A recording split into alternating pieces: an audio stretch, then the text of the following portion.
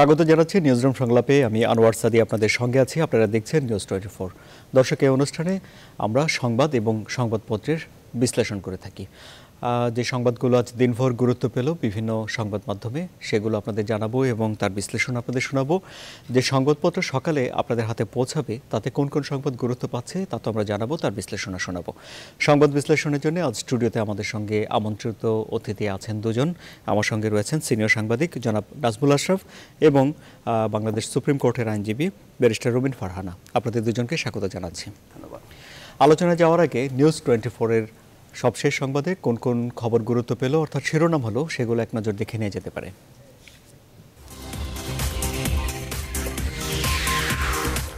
শত্রুর আক্রমণ মোকাবিলায় সেনাবাহিনীকে প্রস্তুত থাকার নির্দেশ প্রধানমন্ত্রীর।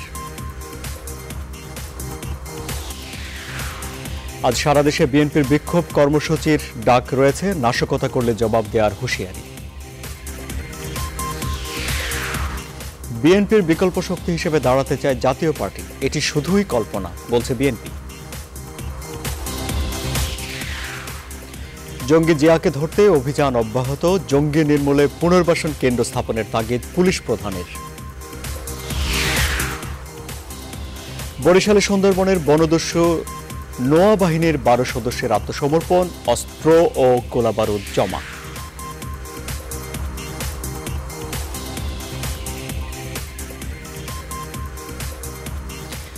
শুনছিলেন নিউজ 24-এর রাতের সংবাদের শিরোনাম।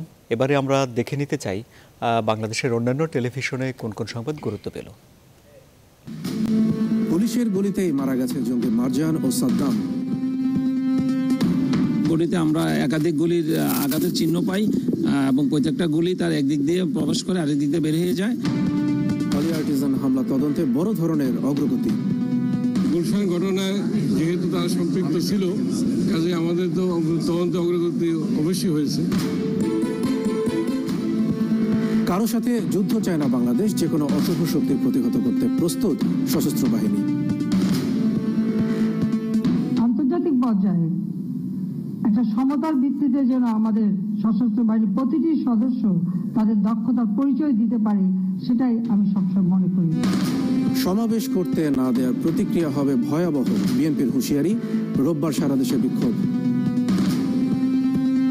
জেলা সদর এবং মহানগরে বিক্ষোভ কর্মসূচি পালিত হবে এবং ঢাকা মহানগরের থানায় থানায় বিক্ষোভ কর্মসূচি পালিত হবে।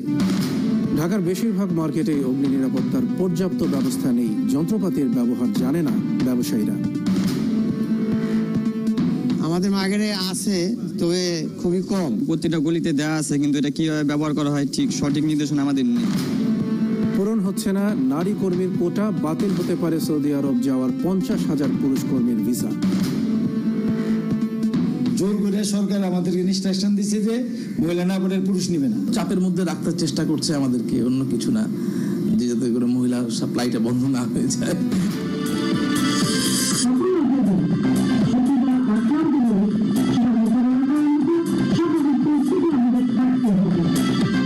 সার্বভৌমত্ব রক্ষায় সশস্ত্র বাহিনীকে সজাগ থাকার নির্দেশ প্রধানমন্ত্রী।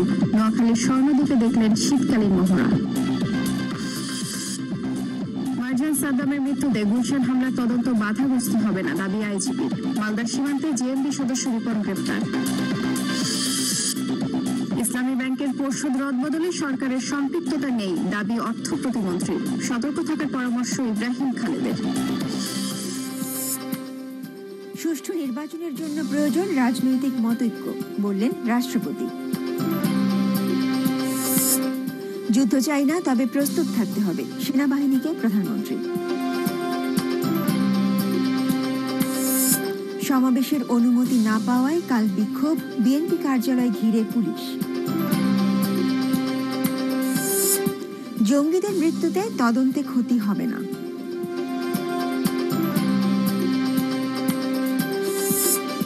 রাজস্ব ঘাটতি ছাড়াবে 38,000 কোটি টাকা, মন্তব্য সিপিডির। এবার আত্মসমর্পণ সুন্দরবনের ত্রাস নোয়া বাহিনীর 25 অস্ত্র ও সহস্রাধিক গুলি জমা, মদতদাতাদের শনাক্ত করে কঠোর শাস্তির হুঁশিয়ারি স্বরাষ্ট্রমন্ত্রীর। জলদস্যুদের পাশাপাশি যারা সাহায্য সহযোগিতা করেন তাদেরকেও বলে দিচ্ছি এই সহযোগিতাটা বন্ধ করবে, দয়া করে। যদি বন্ধ না করেন তাহলে আপনাদের পরিণতি ওই জলদস্যুদের মতোই হবে। যুদ্ধে বিশ্বাসী নয় বাংলাদেশ, তবে প্রতিরক্ষা নিশ্চিতে সেনাবাহিনীকে প্রস্তুত থাকার নির্দেশ প্রধানমন্ত্রী। কখনো যদি শত্রু দ্বারা আক্রান্ত হই, সেটা মোকাবেলা করার মতো সব রকম প্রস্তুতি আমাদের থাকতে হবে। ঘন কুয়াশায় যান চলাচল ব্যাহত, বাড়ছে সড়ক দুর্ঘটনা। শীত মৌসুমে প্রতিদিন গড়ে প্রাণ যায় 14 জনের, তথ্য গবেষণায়। ব্যাংকিং খাতের জালিয়াতির বিচার না হওয়ায় কমছে না কুঋণ। অর্থনৈতিক পরিস্থিতি পর্যালোচনা প্রতিবেদনে জানালো সিপিডি।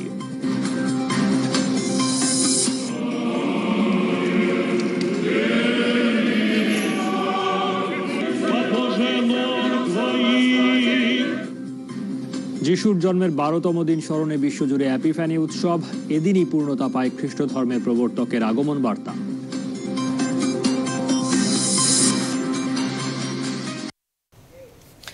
এবার তাহলে বিশ্লেষণে যাই। শুরুতে আপনার কাছে যাচ্ছি ব্যারিস্টার রুমিন ফারহানা। বিএনপি আজ সমাবেশ করবে এবং একটি টেলিভিশনে দেখলাম তারা বললেন যে সমাবেশ করতে না দেওয়ার প্রতিক্রিয়া হবে ভয়াবহ। এই ভয়াবহ মানে কি? ভয়াবহ মানে কি সেটা তো সময় বলবে, কিন্তু আমার প্রশ্ন হচ্ছে সমাবেশ করতে দেয়া হচ্ছে না কেন? এই বিষয়টাই তো একটি গণতান্ত্রিক রাষ্ট্রের জন্য লজ্জাজনক এবং খুব আশ্চর্যজনকও বটে। বিকজ আপনারা দেখেছেন যে 5ই জানুয়ারি এটা নিয়ে মতভেদ আছে। একটি দল এটাকে গণতন্ত্র রক্ষা দিবস বলছে, আরেকটি দল এটাকে গণতন্ত্র হত্যা দিবস বলছে। তো সরকারি দল যারা এটাকে গণতন্ত্রের বিজয় দিবস বা গণতন্ত্রের রক্ষা দিবস বলছে, যেটাই বলুক, তারা কিন্তু এই নিয়ে মোটামুটি 3টা সভা তারা করে ফেলেছে। 2টো এই বিষয়ে করেছে, আরেকটি ছাত্র লীগের একটা সমাবেশ ছিল এবং শান্তিপূর্ণভাবে হয়েছে, কোনো অনুমতি পেতেও কোনো অসুবিধা হয়নি এবং তারা সভাগুলো সমাপ্ত করেছে। যে বিএনপির সভা কথা আসলো তখন দেখা যাচ্ছে যে বিএনপিকে তারা অনুমতি দিচ্ছে না এবং তারপরে যে জেলায় জেলায় যে সমাবেশটা করার কথা ছিল বিএনপির, সেখানে 16টি জেলায় বাধা দেয়া হয়েছে। প্রায় 100 জন আহত হয়েছে পুলিশ এবং ছাত্রলীগ যুবলীগের ছেলেদের হাতে। 15 জনকে আটক করা হয়েছে। অথচ ছাত্রলীগ যুবলীগ থেকে যারা আক্রমণটা চালিয়েছে বা এই ধরনের সংঘর্ষের দিকে নিয়ে গেছে বিষয়টিকে, তাদের ব্যাপারে কোনো ব্যবস্থা নেওয়া হয়নি। তো এটা এক ধরনের ইমপ্রেশন দেয় যে সরকার যেন ইচ্ছাকৃতভাবে একটি শান্ত পরিস্থিতিকে অশান্ত করবার এক ধরনের চেষ্টা আমরা দেখি। এবং যখন নির্বাচন নিয়ে কথা হচ্ছে এবং যদি কনস্টিটিউশন অনুযায়ী আমরা ধরি, তাহলে দেখবেন যে আর কিন্তু 2 বছরও পুরোপুরি নেই, কারণ 2018 শেষে নির্বাচন হতে হবে। তো সেরকম একটা অবস্থা আমরা দেখছি যে সরকারি দলের নেতা কর্মী থেকে শুরু করে সবাই ভোট চেয়ে বেড়াচ্ছেন। এমনকি জাতীয় পার্টির যিনি প্রধান হোসেন মোহাম্মদ এরশাদ, তিনিও 300 আসনের প্রার্থী দেবার জন্য ভোট চাচ্ছেন। এমন একটা অবস্থায় বিএনপিকে একটা সাধারণ সমাবেশ পর্যন্ত করতে দেয়া হচ্ছে না, ভোট চাওয়া তো অনেক দূরের কথা। অথচ একই সঙ্গে আবার এটাও বলা হচ্ছে যে বিএনপি নাশকতা করে, বিএনপি বিক্ষোভ করে, বিএনপি এমন কিছু করে যাতে পরিস্থিতি অশান্ত হয়ে যায়। কিন্তু সার্বিক বিষয়টা যদি আপনি লক্ষ্য করেন তাহলে দেখবেন যে বিএনপিকে এমনভাবে ঠেলে দেওয়া হয় যে এটা ছাড়া বিএনপির আর কোনো রাস্তা থাকে না। কারণ সমাবেশ যদি করতে দিত তাহলে বিএনপি নিয়মতান্ত্রিকভাবে সমাবেশ করে আসতে পারত। কি হতো? সবচেয়ে বড় ক্ষতি কি হতো? জনসমাবেশ হতো, জনসমাগম হতো, বিএনপি তার বক্তব্য বলতো। সেটা জনগণ গ্রহণ করবে কি করবে না সেটা তো জনগণের ব্যাপার। ডক্টর হাসান মাহমুদ একটি বলেছেন, তিনি বলেছেন যে বিএনপিকে সমাবেশ দিলে তারা ঢাকায় অরাজকতা করত। বিএনপি অরাজকতা করতো কি করতো না সেটা তো অনুমতি দেওয়ার পরে বোঝা যেত। এর আগেও যখন লাস্ট সমাবেশের অনুমতি লাস্ট টাইম চেয়েছিল বিএনপি, তখনও দেখা গেছে অদ্ভুত সব শর্ত, 22টি শর্ত দিয়ে তাদেরকে, 22টি বা 23টি, তাও আবার আধা ঘন্টা আগে তাদেরকে অনুমতি দেওয়া হয়েছে। তো এটা এক ধরনের বিএনপির সঙ্গে তো মশকরা বলবো আমি, এটা এক ধরনের মশকরা যে আধা ঘন্টা আগে আপনি পারমিশন দিচ্ছেন কিন্তু লিমিটেড মাইক, 4 জনের বেশি যেতে পারবে না, অদ্ভুত অদ্ভুত শর্ত। কিন্তু আপনারা যখন সমাবেশ করছেন তখন কিন্তু আর কোনো শর্ত প্রয়োগ হচ্ছে না। অনুমতি দিলে আপনি বলছেন মশকরা, অনুমতি না দিলে কি বলবেন এক সপ্তাহে? অনুমতি না দিলে কি হবে সেটা তো বিএনপি দলীয় ভাবে বলেই দিয়েছে যে সেটার জবাব বিএনপি দেবে। জি আশরাফ ভাই, আপনার কাছে যাচ্ছি। উনি বলছেন যে সরকার ইচ্ছে করেই যেন শান্ত পরিস্থিতিকে অশান্ত করতে চাচ্ছে, গুরুতর অভিযোগ। রুমিন ফারহানা, কি বলবেন আপনি? না, সেটা তিনি সরকারের বিরুদ্ধে অভিযোগ এনেছেন, সরকার নিশ্চয়ই সেটা জবাব দেবে। আমি হয়তো যে বিষয়টি নিয়ে তিনি বলছিলেন সেই বিষয়ে যদি যোগ করতে চাই, বিএনপি যেহেতু একটি বৈধ রাজনৈতিক দল, সারা দেশে তাদের কর্মী আছে, নেতা আছে, সমর্থক আছে, এক সময় অনেক বেশি ছিল, এখন কতটুকু আছে এটা আমরা জানি না। নির্বাচন হলে পরে সেটা জানা যাবে। গত নির্বাচনে যেহেতু যায়নি, সেই নির্বাচন পর্যন্ত আমরা বিএনপির সপক্ষের সমর্থনটা জানি না। বিচ্ছিন্নভাবে বিভিন্ন স্থানীয় সরকার নির্বাচনগুলোতে আমরা বিএনপির অবস্থানটা দেখেছি, বেশ ভালোই। সবশেষ নারায়ণগঞ্জ সিটি কর্পোরেশন নির্বাচনে দেখেছি অনেক ভোট তারা পেয়েছে। কিন্তু যেহেতু এটি নিষিদ্ধ কোনো দল না, যেহেতু সাংবিধানিক অধিকার আছে তার সভা সমাবেশ সহ বিভিন্ন রাজনৈতিক কর্মসূচি পালন করার, সেটি তো বিএনপিকে করতে দিতে হবে। এখন সরকার কেন করতে দিচ্ছে না তার জবাব সরকার দিতে পারবে। এই বিষয়ে আজকে আমি আসার আগে দেখছিলাম স্বাস্থ্যমন্ত্রী এবং আওয়ামী লীগের বেশ বড় নেতা মোহাম্মদ নাসিম বলেছেন যে বিএনপিকে সমাবেশ করতে দেয়া না দেয়া এটা পুলিশের ব্যাপার, আইন শৃঙ্খলা রক্ষাকারী বাহিনীর ব্যাপার, এটি একটি নিরাপত্তার বিষয়। সেখানে সরকারের কোনো ভূমিকা নাই, সরকারের কোনো হস্তক্ষেপ নাই, সরকারের ব্যাপারে কিছু করেনি, ভালো কথা। এখন পুলিশ কতটা নিজে নিজে সিদ্ধান্ত নেয় আর কতটা সরকার দ্বারা প্রভাবিত বা নির্দেশিত হয়ে সিদ্ধান্ত নেয়, বাংলাদেশে এই বাস্তবতা আমরা জানি।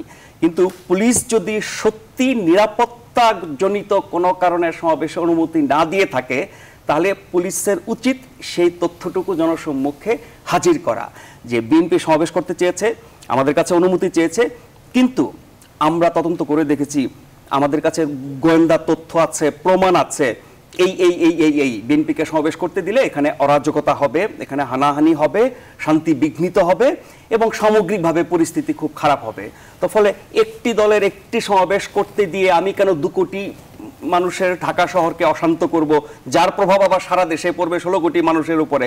কিন্তু সেটি যতক্ষণ না বলছে অনুমতি দেওয়া যাবে না, দিলাম না, এবং সরকার কোনো দায় নিচ্ছে না, পুলিশ বলছে দেওয়া যাচ্ছে না, এতে করে কিন্তু মানুষ কনভিন্সড না যে কি কারণে তাদেরকে করতে দেওয়া হচ্ছে না। আবার বিএনপি অতীতে বিভিন্ন সময় সভা সমাবেশের নামে অনেক রকমের আইন শৃঙ্খলাজনিত ঘটনা ঘটিয়েছে, পরিস্থিতি তৈরি করেছে, মানুষের নিরাপত্তা বিঘ্নিত হয়েছে, স্বাভাবিক জীবনযাত্রা বিঘ্নিত হয়েছে এবং আন্দোলন নামে আরো অনেক কিছু হয়েছে। সেগুলো কথা প্রায়ই সরকার পক্ষ থেকে বলার চেষ্টা করে যে বিএনপি তো কর্মসূচির নামে এই করে সেই করে। যখন সেই করেছে কর্মসূচির নামে, তখন কিন্তু সরকার ব্যবস্থাও নিয়েছে, কিন্তু একটি কর্মসূচি পালন করার আগেই তো আমি বলতে পারবো না যে ওই সমাবেশকে কেন্দ্র করে তারা কি কি করতে পারে। একমাত্র গোয়েন্দা তথ্যই বলতে পারবে যে এই তথ্য আমাদের কাছে আছে, সেই কারণে আমরা করতে দিলাম না। সেই তথ্য না পাওয়া পর্যন্ত আমি একজন নাগরিক হিসাবে আমি কনভিন্স না কেন বিএনপিকে সমাবেশ করতে দেওয়া হবে না। জি, তাহলে এখন এই যে বিএনপি বলছে সমাবেশ করতে না দেওয়ার প্রতিক্রিয়াটি হবে ভয়াবহ, তাহলে ভয়াবহ শব্দ দিয়ে আপনি কি বুঝছেন? আমি এটাকে মোটেও ভয়াবহ মনে করছি না, কারণ বিএনপির গত 7.5 বছরের যে রাজনীতি, মাঠের যে রাজনীতি, বিএনপিকে অনেক কিছু করতে দেয়া হচ্ছে না, আবার বিএনপি অনেক কিছু করতে পারছে না বা করতে চাচ্ছে না, অথবা করতে গিয়ে খারাপ কিছু করেছে, এ সব মিলিয়ে বিএনপির ওই বাস্তবতা, ওই শক্তি, ওই সাহস, ওই নেতৃত্ব, ওই অঙ্গীকার দলের প্রতি নাই যে ভয়াবহ পরিস্থিতি তারা তৈরি করতে পারে। আর এই সরকার বিএনপি সহ আরো বহু শক্তিকে যেভাবে নিয়ন্ত্রণে রেখেছে, সরকার কোনোভাবেই ভয়াবহ পরিস্থিতি তৈরি করতে দেবে না। জি, আমি শঙ্কিত না ভয়াবহ পরিস্থিতির হুমকি শুনে। রুবেন ফারহানা কি বলবেন? বিএনপির সেই বাস্তবতা নেই, ভয়াবহ মুখে বললেও ভয়াবহ করার বাস্তবতা না। দেখুন, এখন আওয়ামী লীগের এই কথাটি আমাদের মানতে হবে যে স্বাধীনতা উত্তর এখন আওয়ামী লীগ যে অবস্থায় আছে, বাংলাদেশে কোনো দল কখনোই এতটা নিষ্কণ্টকভাবে রাজনীতি করেনি। এমনকি 72 থেকে 75ও কিন্তু জাসদের উপদ্রব আমরা দেখেছি। তারপরে আমরা দেখেছি যে 90-এর পর থেকে বিএনপির সময় আওয়ামী লীগের সময় বিএনপি একটা শক্তিশালী বিরোধী দল হিসেবে ছিল।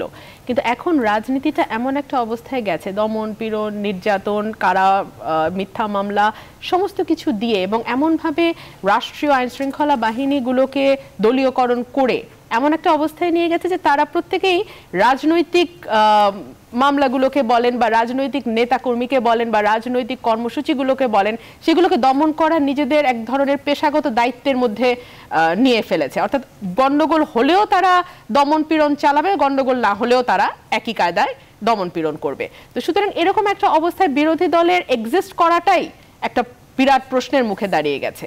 তো সেরকম অবস্থায় যে বিএনপি এখনো ভেঙে টুকরো হয়নি, সেটাই একটা বিরাট ব্যাপার। তবে যেটা নাজমুল আশরাফ ভাই বলছিলেন যে এরকম একটা অবস্থায় সরকারের এই চাপের মধ্যে থেকে ভয়াবহ বলতে আর কতটাই বা ভয়াবহ বিএনপি করতে পারে। মানে এখন তো আর আসলে সেভাবে রাস্তায় নেমে গিয়ে তাহলে সরাসরি গুলির মুখে পড়তে হবে, কারণ এখন পুলিশ কিন্তু আর টিয়ার গ্যাস বা ধরেন রাবার বুলেট এটা ব্যবহার করে না বা পায়ে গুলি করে না, সরাসরি বুকে করে দেয়। তো এখন যদি মানে প্রমাণ সাপেক্ষে বলছেন না অভিযোগ করছেন? না, বিএনপির দল থেকেই বলা হয়েছে এবং তার লিস্টও তারা দিয়েছে যে কতজন নেতাকর্মীকে এভাবে মারা হয়েছে এবং কতজনকে গুম করা হয়েছে, এটা লিস্ট বিএনপি আছে বিএনপির কাছে।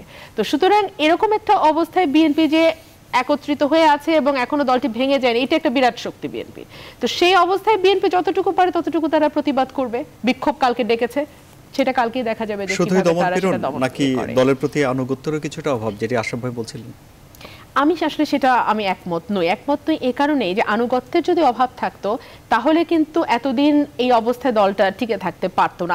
শুধুমাত্র আনুগত্যটুকু আছে বলেই কিন্তু দলটি এত ঝড়ঝাপটার পরেও টিকে আছে এবং রাজনীতি করে যাচ্ছে। কি বলবেন, আনুগত্য আছে?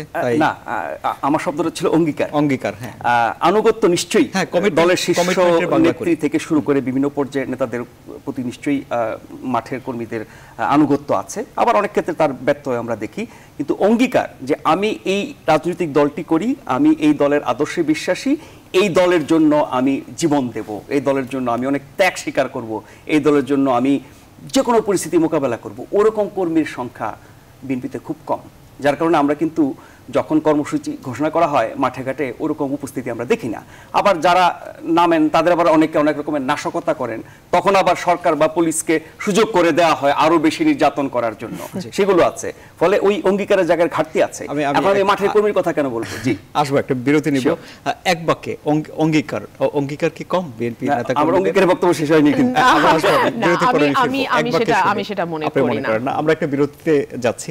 আমাদের সঙ্গে সংবাদ বিশ্লেষণের জন্য আছেন সিনিয়র সাংবাদিক জনাব নাজবুল আশরাফ এবং আছেন বাংলাদেশ সুপ্রিম কোর্টের আইনজীবী ব্যারিস্টার রুমিন ফারহানা। দর্শক, আপনারাও থাকুন আমাদের সঙ্গে বিশ্লেষণের জন্য।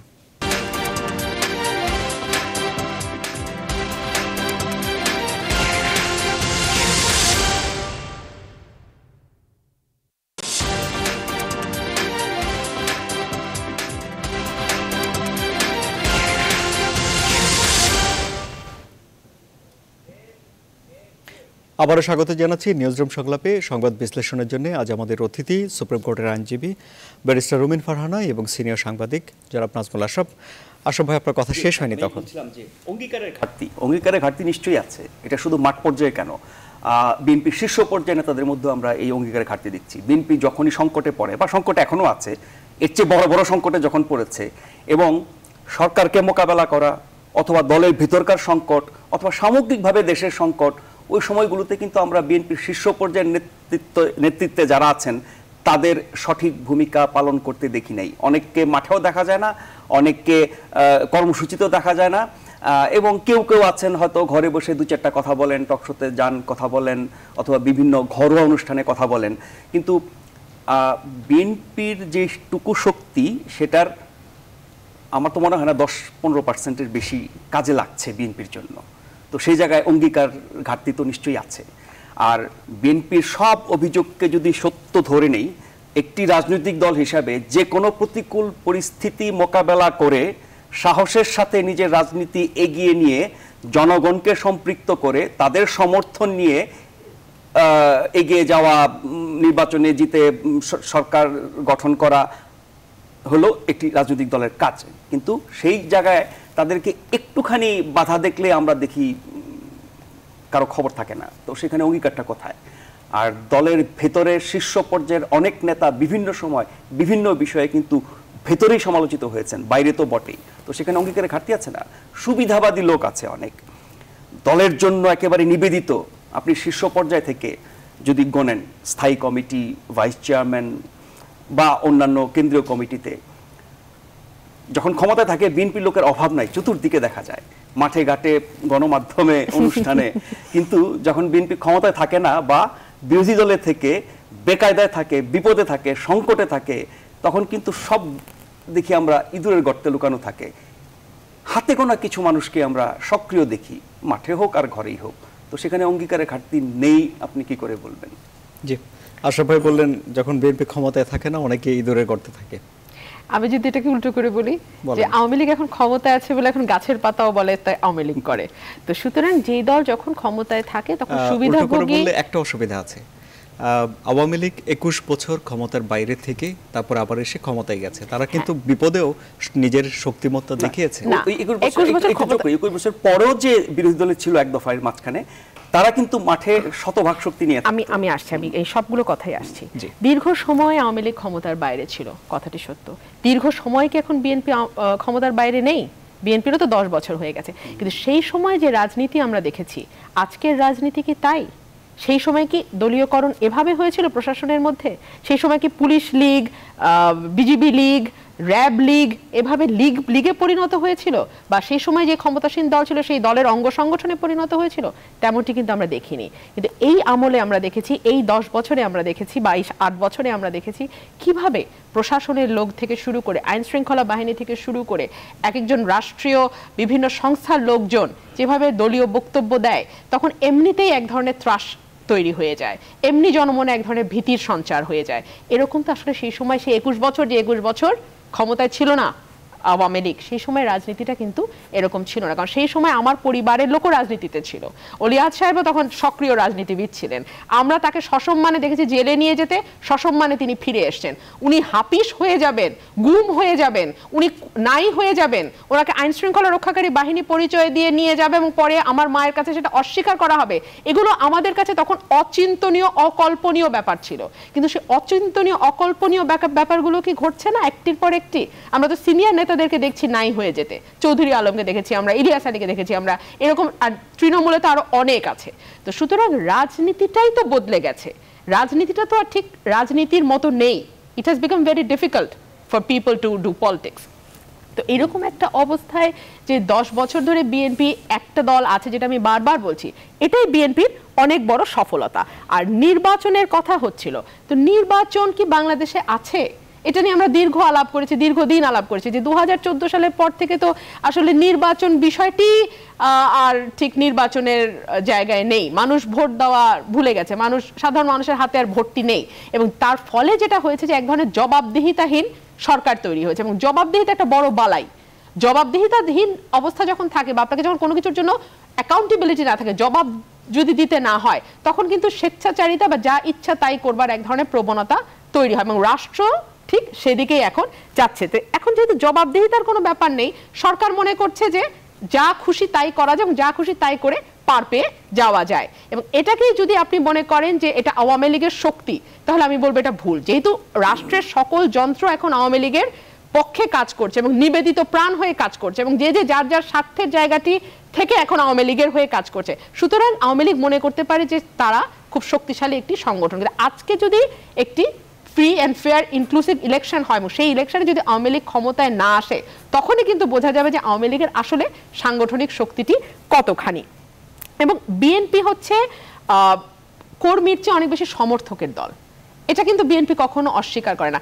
আজকে আপনি একটা ভোটের আয়োজন করেন যে কারণে সরকার বিএনপিকে একটা সমাবেশ করতে দিতেও ভয় পায়, মুখে কিন্তু বলছে বিএনপি নাই হয়ে গেছে, বিএনপি চলে গেছে, বিএনপি বলতে এখন আর কিছু নাই। কিন্তু আপনি মজার বিষয় যেটা লক্ষ্য করবেন যে একেবারে সরকারের সর্বোচ্চ মহল থেকে শুরু করে একেবারে তৃণমূল পর্যন্ত কর্মীর যে বক্তব্য, তার যদি তারা 30 মিনিট বক্তব্য দেয়, তার 20 মিনিট থেকে 25 মিনিটে তারা বিএনপির উপর বক্তব্য দেয়।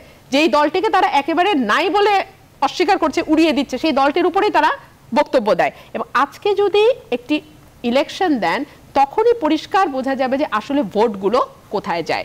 দুটো দলেরই কিন্তু মিনিমাম 30 থেকে 35 ভাগ কোর ভোট আছে, যেটা অন্য কোথাও যাবে না। কিন্তু সুইং ভোট যেটা, সেটা কিন্তু আসলে নির্ধারণ করে যে সত্যিকারে কোন দলটি ক্ষমতায় যাবে। এবং এই সমর্থক, এই যে সুইং ভোট, এরা কিন্তু কখনো জান বাজি রেখে রাস্তায় নামবে না, এরা কিন্তু কখনো পুলিশের সামনে বুক পেতে দেবে না গুলি খাওয়ার জন্য। কিন্তু এরাই নির্ধারণ করে যে কোন দলটি বা কোন পার্টিটি পরবর্তীতে সরকার গঠন করবে। 30 ভাগ যারা আছে তারা তো কিছু করছে বলে মনে হচ্ছে। 30 ভাগ যারা আছে তার বিরাট একটা অংশকে জেলে রাখা হয়েছে, তাদের উপরে যে ধরনের দমন পীড়ন, তারা তো ঘরেই থাকতে পারে না। তারা তো, আপনি দেখেন, একটা গণতান্ত্রিক রাষ্ট্র বলে দাবি করছেন আপনারা, এখানে সংবিধানে যে অধিকারগুলো আছে সেই ন্যূনতম অধিকারগুলো তো চর্চা করতে পারছে না। একটা সমাবেশ আপনারা যেটি কথা দিয়ে আপনারা শুরু করেছিলেন, এই সমাবেশটি পর্যন্ত বিএনপিকে করতে দেওয়া হয় না। তো এরকম একটা অবস্থায় নিয়মতান্ত্রিক রাজনীতি তো করা সম্ভব না। তাহলে কি বিএনপি এখন লাঠি সোঁটা নিয়ে মাঠে নামবে? আপনারা কি সেটা চান? মানে সেটা করতে বলেন সরকার আসলে কি চায়?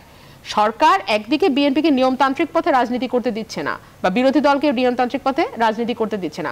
অন্যদিকে সরকার বলছে যে তারা গণতন্ত্রের চর্চা করে, অন্যদিকে সরকার বলছে এটা গণতান্ত্রিক রাষ্ট্র। তো আসলে সরকার কি চায়? যদি এর নিয়মতান্ত্রিক পথে করতে না দেন, তাহলে তো বিএনপির আসলে সত্যিকার অর্থে লাঠি সোঁটা নিয়ে পথে নামা ছাড়া বিএনপির শক্তি প্রদর্শনের জন্য আর কোনো রাস্তা থাকে না। জি, লাঠি সোঁটা নিয়ে পথে নামা ছাড়া বিএনপি। আচ্ছা, লাঠি সোঁটার জায়গায় আসার আগে একটা চমৎকার কথা বলেছেন যে রাজনীতি বদলে গেছে। না, উনি বলছেন যে পরিস্থিতি এখন এমন, this is very difficult to do politics. এটা কিন্তু জিয়া রহমানেরই ঘোষণা ছিল যে পলিটিক্সে তিনি ডিফিকাল্ট করবেন, হয়তো আওয়ামী লীগ সেই কাজটাই করছে। কিন্তু আচ্ছা, উনি যেটা বলছিলেন যে এখন বিভিন্ন বাহিনী, সরকার, প্রশাসন সবই হচ্ছে ক্ষমতাসীনদের, সরকারি দলের ইত্যাদি ইত্যাদি। কিন্তু ওই যে ৭৫-এর পট পরিবর্তনের পরে যে ২১ বছরের প্রসঙ্গ আপনি এনেছিলেন, তখন প্রথমে জিয়া রহমানের শাসন, পরে এরশাদের শাসন, ওই সময় কিন্তু বাহিনী দখল না, গোটা রাষ্ট্রই দখল করা হয়েছিল। রাষ্ট্রের চরিত্র, বৈশিষ্ট্য সবকিছুই বদলে দেওয়া হয়েছিল। সংবিধান থেকে শুরু করে মানে একটা রাষ্ট্রের যতগুলো অর্গানস আছে সবকিছুই কিন্তু নিয়ন্ত্রণে ছিল। সো যদি বলেন যে গণতান্ত্রিক সরকার কিভাবে সবকিছু নিয়ন্ত্রণ করে, তার কতটুকু গণতান্ত্রিক, কতটুকু অগণতান্ত্রিক সেই বিতর্ক যদি বাদও দেই, কিন্তু ওই ২১ বছরের সাথে যদি আপনি তুলনা করতে যান, তখন কোনো বাহিনীটাই না, গোটা রাষ্ট্রটাই দখলে ছিল মানুষের। আচ্ছা, সেটা বাদ দেন। আপনি যেটা বলছিলেন যে এখন জবাবদিহিতার ব্যাপার নাই, হ্যাঁ, যদি গত নির্বাচনে বিএনপি অংশ নিত, যদি বিএনপি সংসদে থাকতো, তাহলে কিন্তু একটা শক্তিশালী বিরোধী দল থাকলে সংসদে জবাবদিহিতার একটা চর্চা হতো। সেটি বিএনপি নির্বাচনে না যাওয়ার কারণে হয়নি। যে বিরোধী দলটি আছে এটা আমরা সবাই জানি, এটা সরকারপন্থী বা অর্ধেক সরকারে থাকা বিরোধী দল, গৃহপালিত বিরোধী দল, যাই বলেন না কেন, ফলে তারা ওরকম বিরোধী দলের ভূমিকা পালন করছে না। আবার নিশ্চয়ই বিরোধী দলের ভূমিকা পালন করা বলতে সংসদে অরাজক পরিস্থিতি তৈরি করা, সবকিছুই মানি না, মানব না বলা, এবং সরকারের কোনো ভালো কাজ চোখে না দেখা, সবই খারাপ দেখা, ওরকম বিরোধিতাও কিন্তু গঠনমূলক উপকারী বিরোধিতা না। বাট একটা জবাবদিহিতার জায়গা কিন্তু চাপে থাকতো সরকার যদি সংসদে বিএনপির মতো একটি দল থাকতো। আচ্ছা, সরকারে নাই, সংসদে নাই, কিন্তু বাইরে তো আছে, মাঠে ঘাটে আছে, সেখানে তারা সভা সমাবেশ করতে পারেন না, কিন্তু সরকারের বিভিন্ন বিষয় নিয়ে কিন্তু তারা কথা বলছেন। ঘরোয়া অনুষ্ঠানে হোক, গণমাধ্যমে হোক, ছোটখাটো অনুষ্ঠানে হোক, সেগুলো ওরা বলছেন। কিন্তু সরকার জবাবদিহিতার কাজটি বিএনপি না থাকার কারণে করতে পারছে না বা করছে না।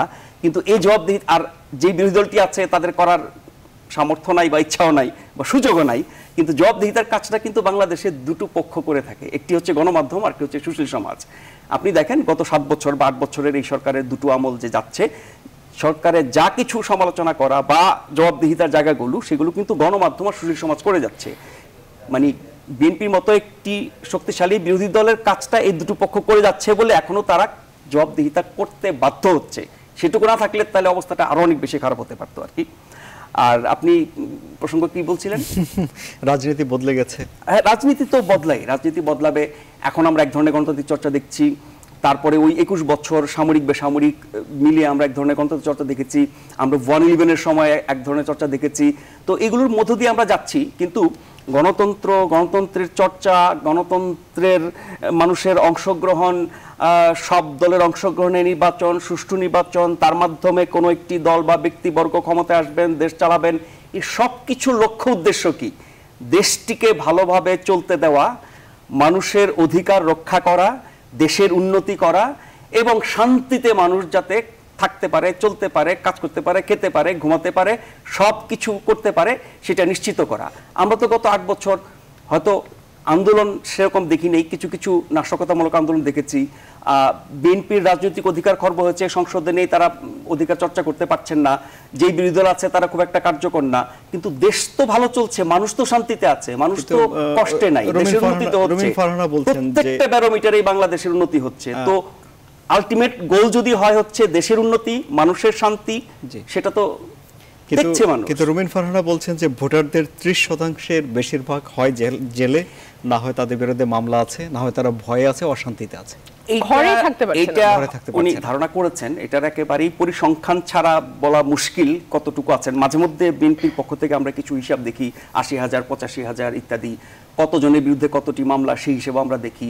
এখন একটি দল ক্ষমতার বাইরে বা বিরোধী দল আছে, তাদের বিরুদ্ধে এত মামলা, শীর্ষ পর্যায়ের মামলা, কিন্তু সেই মামলাগুলো কেন, কি কারণে হয়েছে, সেই মামলাগুলোর মেরিট কতখানি, কতগুলো মামলা এই সরকার আমলে, কতগুলো মামলা কেয়ারটেকার সরকার আমলের, কতগুলো মামলা বিভিন্ন সময়ের যে ধারাবাহিক নাশকতা সারা দেশে হয়েছে তার সাথে সংশ্লিষ্ট, আর কতগুলো কেবলই রাজনৈতিকভাবে ঘায়েল করার জন্য দেওয়া, ওইভাবে ভাগ করলে হয়তো সংখ্যাগুলো অনেক কমে যাবে। কিন্তু অযথা মামলা দিলে সেটা তো শেষ বিচারে আদালতে প্রমাণ হবেই।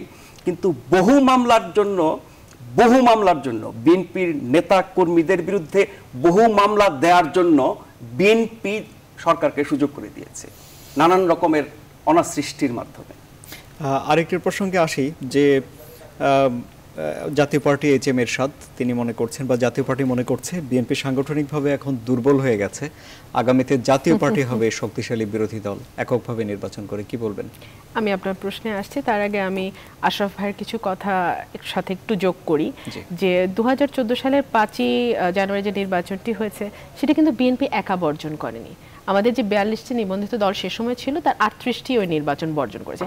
এমনকি এরশাদও সে নির্বাচন করতে চায়নি। আপনারা জানেন কিভাবে পার্শ্ববর্তী দেশ থেকে এসে তাকে জোর করে নমিনেশন পেপার সাবমিট করা হয়েছে, সেই নমিনেশন পেপার উনি প্রত্যাহার করেছেন, তারপরও নির্বাচন কমিশন সেই প্রত্যাহারও মেনে নেন নাই। অর্থাৎ তাকেও কানে ধরে এনে বিরোধী দল করা হয়েছে। মানে তিনিও যে স্বেচ্ছায় বিরোধী দল হয়েছেন জাতীয় পার্টি তা না, বিরোধী দল মানে জাতীয় পার্টি কানে ধরে এনে বিরোধী দল করা হয়েছে। যারা বর্জন করতে চেয়েছে তারা কি বিএনপি ও সমমনা, মানে তারা কি মনা না মনা আমি বলতে পারি না, কিন্তু আমি শুধু এটুকুই জানি 42টি নিবন্ধিত দলের মধ্যে 38টি এটি বর্জন করেছে। এবং আরেকটি কথা আমি বলি যে এবং কেন না অ্যান্টি আওয়ামী লীগ সেন্টিমেন্ট না, কারণ তারা বুঝেছে যে এই ধরনের একটি 41টি মিলে কি বিএনপির একানা হবে না, আপনি তো সংখ্যায় বলছেন অনেক বেশি না, কিন্তু এটা তো বাস্তব যে বিএনপি একা বর্জন করেনি।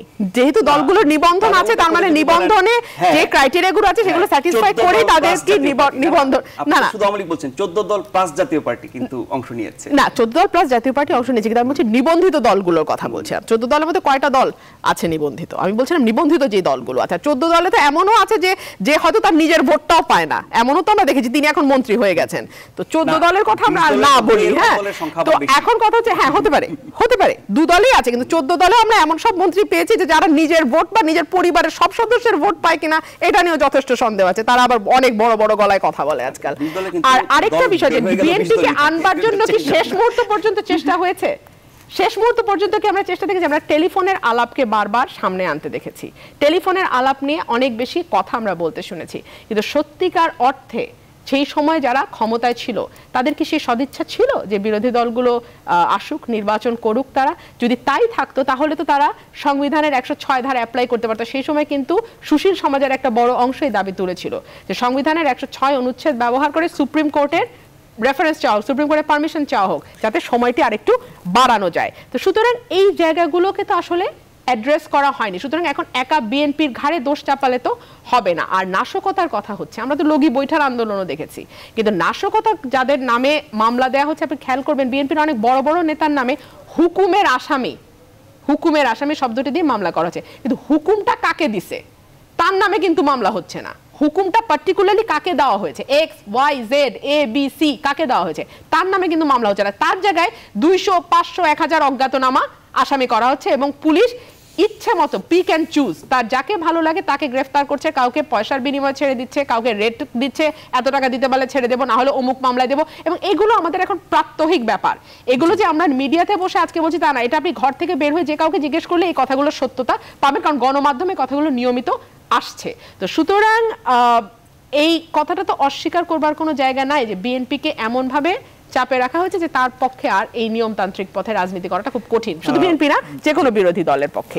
এমনকি একটু বিশ্লেষণ শুনি আপনি আরেকটা প্রশ্ন করেছিলেন জাতীয় পার্টি, না আমি সেটা উত্তর দিয়ে নিচ্ছি। একটা বিস্তারিত আলোচনার সুযোগ আছে। জাতীয় পার্টির উত্তরটা কিন্তু বিএনপি থেকে দিয়ে দেওয়া হয়েছে। জাতীয় পার্টি একটা স্বপ্ন দেখছে, তাদেরকে একটা স্বপ্নের মধ্যে রাখা হয়েছে। তারা এখন ক্ষমতায়ও কিছু ভোগ করছে, কিছু ভাগ বাটোয়ারাও পাচ্ছে তারা, ক্ষমতার 3টা মন্ত্রীও আছে তাদের বর্তমান সরকারের সঙ্গে, আবার প্রধানমন্ত্রীর বিশেষ দূত হয়ে গেছেন পতিত স্বৈরাচার। তো সুতরাং তারা এক ধরনের স্বপ্নের মধ্যে আছে, তারা বিভিন্ন রকম কথা বলে। এর সাথে এটাও বলেছে যে সে 300 আসনে প্রার্থী দেবে। তো সুতরাং এইসব স্বপ্নের মধ্যে থাকতেই পারে। এই আলোচনা আসবো, বিস্তারিত জানা যাবে। আশা ভাইয়ের কাছে একটি প্রশ্ন থাকবে যে সত্যি কি সরকার আন্তরিক ছিল না, তিনি অভিযোগ করেছেন, এই বিষয় নিয়ে জানবো যে আনার জন্য। এবং আমাদের সঙ্গে অনেকক্ষণ ধরে আমাদের বরিশাল থেকে আমাদের সহকর্মী রাহাত খান আমাদের সঙ্গে সংযুক্ত হয়ে আছেন। রাহাত খান, আপনার কাছ থেকে আসলে জানতে চাই, বিএনপি যে কর্মসূচির ডাক দিয়েছে, সেই কর্মসূচি নিয়ে বরিশালে আওয়ামী লীগ এবং বিএনপির নেতাকর্মীদের মধ্যে কি ধরনের কথা হচ্ছে, কি ধরনের চিন্তাভাবনা চলছে? বিশেষ করে 5 জানুয়ারির সময়ে আমরা বরিশাল থেকে কিছু সংঘর্ষের খবর পেয়েছিলাম, কি বলবেন আপনি?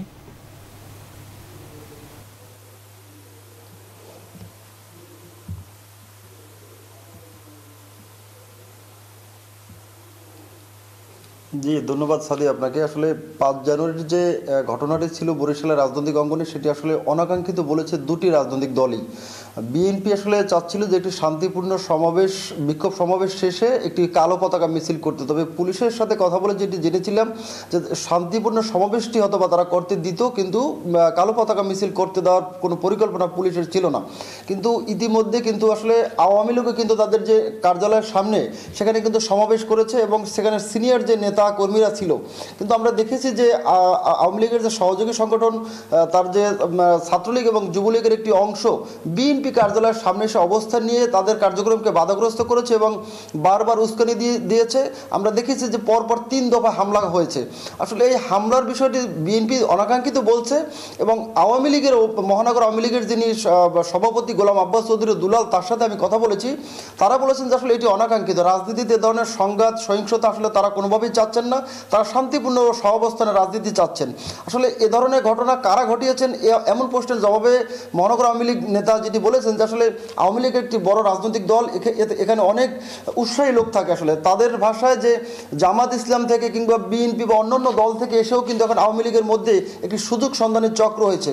তারা বরং এই হামলা করে আওয়ামী লীগকে একটি বেকায়দায় ফেলার চেষ্টা করেছে কিনা তারা কিন্তু সেটি খতিয়ে দেখছে। এবং ওই দিনকের যে ভিডিও ফুটেজ আছে বিভিন্ন ক্যামেরার, সেগুলো তারা সংগ্রহ করে পরীক্ষা করছে। এবং মহানগর আওয়ামী লীগ সভাপতি বলেছেন যে চলতি মাসেই তারা মহানগর আওয়ামী লীগের একটি বর্ধিত সভা করবেন এবং সেই সভায় যে এ ধরনের যে রাজনৈতিক হানাহানি কিংবা উদ্দেশ্যমূলক কোনো ঘটনা কেউ ঘটিয়ে থাকলে তার বিরুদ্ধে কিন্তু সাংগঠনিক ব্যবস্থা নেওয়ার একটি সিদ্ধান্ত তারা নিয়েছেন, যেটি আগামী সভায় সেটি চূড়ান্ত হবে। আর এই যে সেদিনকে 5 জানুয়ারির পরের যে ঘটনা, আসলে এই যে বিএনপিকে যে সমাবেশ করতে দেওয়া হচ্ছে না কেন্দ্রীয়ভাবে ঢাকায়, তার প্রতিবাদে কিন্তু আগামীকাল সারা দেশে কিন্তু আসলে বিক্ষোভ মিছিল এবং সমাবেশের ডাক দেওয়া হয়েছে। বিএনপির তরফ থেকে জানানো হয়েছে যে আগামীকাল সকালে তারা কিন্তু বিক্ষোভ মিছিল এবং সমাবেশ করার প্রস্তুতি নিয়ে তাদের দলীয় কার্যালয়ে যাবেন। এখন পরবর্তীতে আসলে পুলিশ কিংবা আওয়ামী লীগের ভূমিকা কি থাকবে এটি নিয়ে তারাও শঙ্কিত, তবে তারা আশা করছেন যে শান্তিপূর্ণ কর্মসূচি পালনে প্রশাসন এবং ক্ষমতাসীন দল এবং সবাই তাদেরকে সহযোগিতা করবে।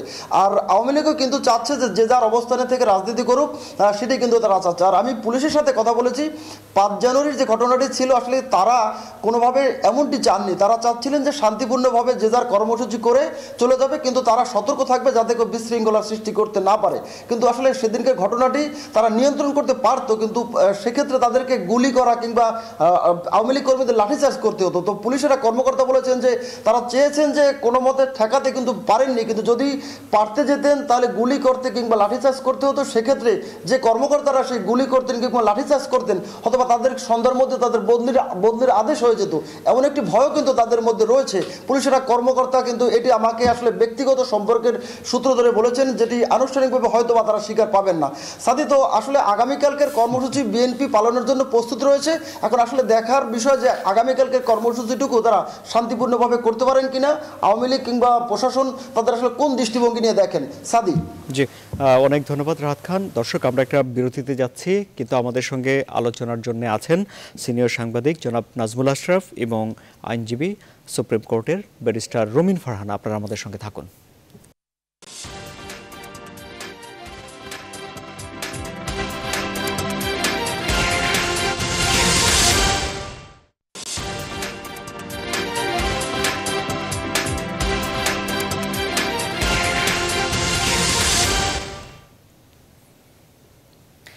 আবারও স্বাগত নিউজরুম সংলাপে। আমার হাতে কয়েকটি সংবাদপত্র এসেছে, আমি চটপট শিরোনামগুলো জানিয়ে দিয়ে আলোচনায় ফিরছি। দ্য ডেইলি সান দিয়ে শুরু করি। Army must be ready to defend country's sovereignty, বলেছেন prime minister. Gold smuggling on the rise, 1057 kg gold seized in 3 years. Taka 1,600 crore scheme plan to explore marine resources. Government aims to assess commercial viability of uranium, thorium.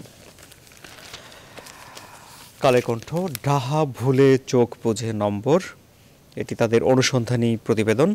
মুক্ত হস্তে নম্বর দিতে বাধ্য করা হয় পরীক্ষকদের। আবল তাবল উত্তর লিখেও নম্বর পাচ্ছেন পরীক্ষার্থীরা। 20 পেলেই পাশ করানোর চেষ্টা চলে। 60 পেলে 70 বানিয়ে এ গ্রেড, 50 পেলে 60 বানিয়ে এ মাইনাস, 40 পেলে 50 বানিয়ে বি গ্রেড করা হয়। নতুন হামলা স্থান রেখে করে মারজান, একাধিক গুলিতে মৃত্যু হয়েছে 2 দুর্ধর্ষ জঙ্গির।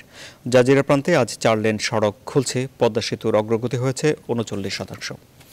বাংলাদেশ প্রতিদিন, ডক্টর দেবপ্রিয় ভট্টাচার্য বলেছেন যে 3 খাতে সংস্কার প্রয়োজন। দেশের সামষ্টিক অর্থনীতির স্বার্থে তিনি 3টি খাতকে সংস্কারের পরামর্শ দিয়েছেন। সৈয়দ আশরাফ বলেছেন ছাত্রলীগ হলো রাজনীতির হাতেখড়ি। ঢাকায় চীনা পররাষ্ট্রমন্ত্রীর যাত্রা বিরতি শুধু শাস্তিতে অপরাধ দমন হয়নি, কথাটি বলেছেন আইনমন্ত্রী। প্রধান প্রতিবেদন থাকছে রাজনৈতিক, এলোমেলো পথে বিএনপি, ভবিষ্যৎ নিয়ে নেই সুনির্দিষ্ট পরিকল্পনা, বাধা প্রতিকূলতায় দল গোছাতে গলদঘর্ম, অনুমতি ছাড়া সভা সমাবেশের সামর্থ্য নেই, ঢাকাসহ মহানগরে সাংগঠনিক দুর্বলতা, খালেদার কাছে তুলে ধরা হচ্ছে না বাস্তবতা। বিএনপির বিক্ষোভ আজ, অবরুদ্ধ বিএনপি কার্যালয়, ফটকের সামনে জল কামান, দলেই থাকছেন বিদ্রোহীরা, অনেকেই ভুল সমর্থনের শিকার, বিএনপি না থাকায় কারো বিরুদ্ধে ব্যবস্থা নয়। এটি হয়েছে জেলা পরিষদ নির্বাচন নিয়ে এই প্রতিবেদন। সেনাবাহিনীর আগের চেয়ে অনেক বেশি প্রস্তুত, বলেছেন প্রধানমন্ত্রী। আশরাফ ভাই, আপনার কাছে আলোচনা যাওয়ার কথা, তাহলে বেগম জিয়ার কাছে বাস্তবতা তুলে ধরা হচ্ছে না, বাংলাদেশ প্রতিদিনের প্রতিবেদন বলা হচ্ছে এলোমেলো পথে বিএনপি। না, এই যে আমি শুনছিলাম আপনার হাইলাইটসগুলো, এলোমেলো পথে বিএনপি নেই, ভবিষ্যৎ দিক নির্দেশনা, এগুলো তো বিএনপির কর্মকাণ্ড, তাদের কথাবার্তা থেকে বোঝা যায়। আর আমরা সাংবাদিকতা করার কারণে ভিতরে খোঁজ খবরে রাখি। তো বিএনপির যেই সমস্যাগুলো, দুর্বলতাগুলো, যা করার সেটা করা হচ্ছে না, সেই বিষয়গুলো তদারকি করে ব্যবস্থা নেয়ার কথা যাদের, আমি যদি ধরি স্ট্যান্ডিং কমিটির, হ্যাঁ, সবচেয়ে বড় নীতি নির্ধারণী কমিটি, এবং সেই স্ট্যান্ডিং কমিটি কিন্তু এখন খুব শক্তিশালী। একসময় কিন্তু স্ট্যান্ডিং কমিটির সংখ্যায় কম ছিল, আবার অনেক পদ খালি ছিল, 10-12 জনের বেশি পাওয়া যেত না, মিটিং ডাকলে হয়তো তার চেয়েও কম। এখন কিন্তু 18-19 জনের মতো, আমার সঠিক সংখ্যাটা জানা নেই, এতগুলো স্ট্যান্ডিং কমিটি মেম্বার আছে। এবং স্ট্যান্ডিং কমিটি যারা মেম্বার তারা প্রত্যেকেই কিন্তু বিএনপির শীর্ষ পর্যায়ের দীর্ঘদিনের অভিজ্ঞ, সরকারের থেকে, বিরোধী দলের থেকে রাজনীতি করে সুদিনে দুর্দিনে। তো এই এতগুলো মানুষ মিলিয়ে এই সমস্যাগুলো সমাধান কেন করেন না? অনেক সমস্যার সমাধানের জন্য তো আর সরকারের বাধা আর সহযোগিতার ব্যাপার নাই। আমার দলকে আমি কিভাবে গোছাবো, আমি কি করে আমার সংকট দূর করব, কোথায় কোথায় সমস্যা আছে, ঢাকায়, দেশের বাইরে, তৃণমূলে, বিভিন্ন পর্যায়ে, বিভাগীয় পর্যায়ে, জেলা পর্যায়ে। তো নিজের দলকে নিজে ঘোচানো এবং দুর্বলতাগুলো চিহ্নিত করে সেগুলো দূর করা, এখানে তো নিশ্চয়ই সরকার বাধা দেবে না। তো এই কাজগুলো কেন বিএনপি করে না? তাহলে কি শীর্ষ নেতৃত্ব সেগুলো করতে চান না, নাকি বিরোধী দলে আছে কোনো রকমের সময় পার করে যায়, এত কিছু করার দরকারটা কি? নাকি এসব কাজেও আবার কোনো রকমের বাধা আছে, আমরা জানি না। ওসব কাজে, দলের অভ্যন্তরীণ কাজে সরকারের বাধা দেওয়ার সুযোগটা কোথায়? তাহলে নেতৃত্বকেই দোষারোপ করা উচিত যে তারা কেন এই দুর্বলতার সমস্যা ত্রুটিগুলো দেখে সেই মোতাবেক ব্যবস্থা নেন না। আর যেটা আপনি বললেন যে শীর্ষ নেত্রী বা বিএনপি চেয়ারপারসনের কাছে এগুলো তুলে ধরা হয় না, অনেক কিছুই কিন্তু তিনি সংবাদ মাধ্যমের সুবাদে জানতে পারেন, অনেক কিছুই তার যারা খুব ঘনিষ্ঠ বা শীর্ষ পর্যায়ে আছেন, তাদের সাথে তিনি নিয়মিত কথা বলেন, দেখা সাক্ষাৎ হয়, বৈঠক হয়, তাদের মাধ্যমে জানতে পারেন। অথবা তিনি যদি সত্যি মনে করেন যে সারা দেশে আমি বিএনপির আসল চিত্র জানতে চাইব, কর্মী, নেতা এবং তৃণমূল থেকে শুরু করে কেন্দ্র, সেটা তো তিনি হুকুম দিলেই কিন্তু সেই তথ্য ওনার কাছে চলে আসবে। তো সেগুলো কেন হচ্ছে না, তার উত্তর তো নিশ্চয়ই দলের লোকজনই ভালো দিতে পারবেন। কিন্তু সরকারের এই কারণে বিএনপি এগোতে পারছেন না, এইটা বলে কিন্তু আপনি নিজেই যে নানান রকমের সংকটের মধ্যে ডুবে আছেন, সেটা থেকে আপনি উত্তরণ ঘটাচ্ছেন না, তার জন্য আপনি কাকে দায়ী করবেন? জি, রুমিন ফারহানা, দলের অভ্যন্তরীণ কাজে বাধা দেওয়ার সুযোগ কোথায় সরকারের? আছে, বলেন কোথায়?